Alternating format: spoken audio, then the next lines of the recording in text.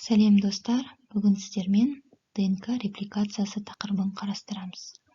Ақпарат қызық болса, комментарий жазып тіркелуді ұмытпаңыздар.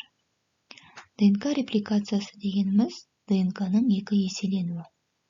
Яғни репликация нәтижесінде бір ДНК-дан дәл сондай екі ДНК-ның пайда болуын айтамыз. Жалпы бұл процесс митоз және мейозда жүреді, яғни жасушаның бөлінуі кезінде. ДНК репликациясы жүзеге асу үшін бірнеше ферменттер қатысады. Олар топоизомераза, хеликаза, SSP, РНК праймер, ДНК праймаза, ДНК полимераза, экзонуклеаза және лигаза. Ендеше аталған ферменттердің қатысуымен жүретін репликация процесін бастайық. Бізде көріп тұрғандарыңыздағыдай ДНК спиральденген. Процесс жүзеге асу үшін осы оратылған спиральді жазу қажет. Ол үшін бізге топоизомераза ферменті көмекке келіп, ДНК молекуласының суперспиралін жазады. Немесе тегістейді.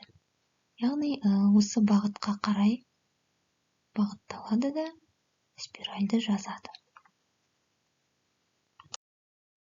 Келесі кезекте бізде тегістелген ДНК молекуласы пайда болды. Топоизомераза ферментінің әсерінен, қатысуымен. Яғни тегістелген ДНК молекуласы бір-бірімен азотты негіздердің арасындағы сутектік байланысқан. Оларды бір-бірімен ажырату үшін бізге хеликаза ферменті келіп жүзеге асырады. Яғни арасындағы сутектік байланысты үзіп, репликация айырын түзеді. Енді бізде екіге ажыраған тізбек пайда болды. Бірінші тізбек және екінші тізбек. Пайда болған тізбектегі молекулаларды ұстау үшін, яғни бірінші тізбек пен екінші тізбек бір-біріне қосылмас үшін SSP нәруыздары орналасады. Яғни сары бізде SSP нәруызы. Келесі ферментіміз ДНК праймазаның қатысуымен процесс ары қарай жүзеге асады. ДНК праймаза бір белгі қояды. Яғни РНК праймерін қояды. Осы жерден бастап нуклеотидтерді сәйкестендіресің деп РНК праймерін тастайды.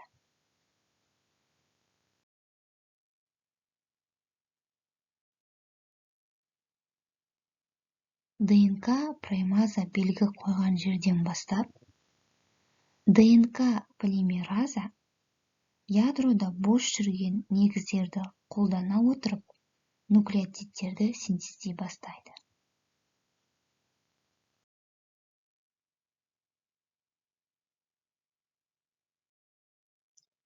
Ол әрқашанда 5 штрихтан 3 штрихқа қарай жүреді. Сөйтіп, жаңа тізбекті түзіп кете береді. ДНК-ның басқа бөліктерінде дәл осы процесс қайталанады. Яғни ДНК праймаза РНК праймерін орналастырады. Орналастырғаннан кейін ДНК полимераза нуклеотидтерді синтездей бастайды.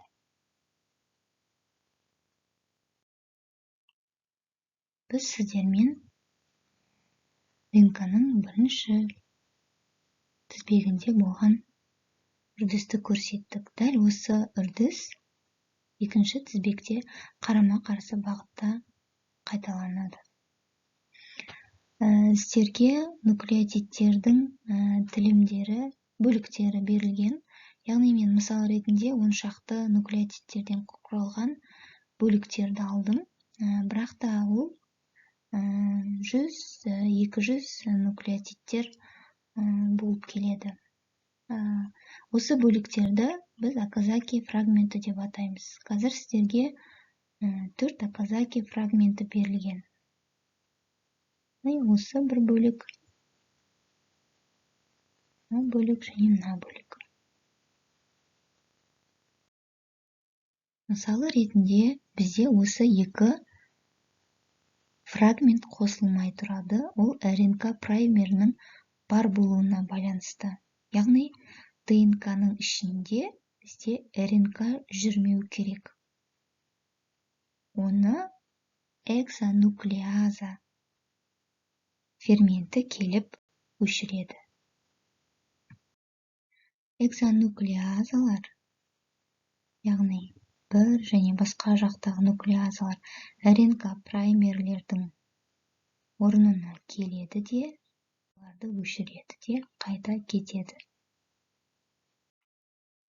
Енді бізде өшірілген РНК праймердің орнына дұрыс нуклеотидтерді орналастыру үшін ДНК полимераза келіп, орналастырып, мына жаққа да орналастырады.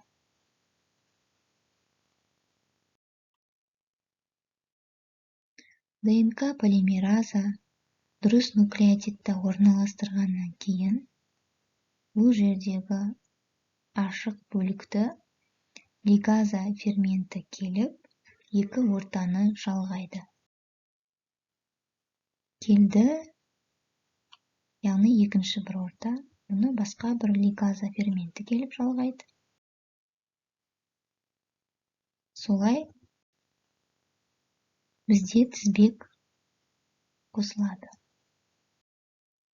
Нәтижесінде бізде тегіс екі ДНК пайда болды, және олар өзінің алғашқы қалпындағыдай спиральденеді. Сонымен бізде бір ДНК-дан екі ДНК пайда болды. Бірінші және екінші.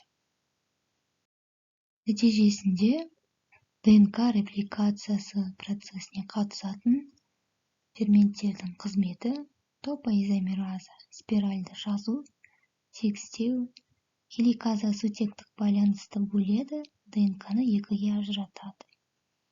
SSP белогы екі спираль қайта қосылмас үшін ұстап тұратын белок. РНК праймер. ДНК праймаза ДНК полимеразаның басталуына белгі қояды, яғни РНК праймерді қояды. ДНК полимераза нуклеотидтерді синтездейді, экзонуклеаза қате нуклеотидтерді өшіреді, лигаза фрагменттерді қосады.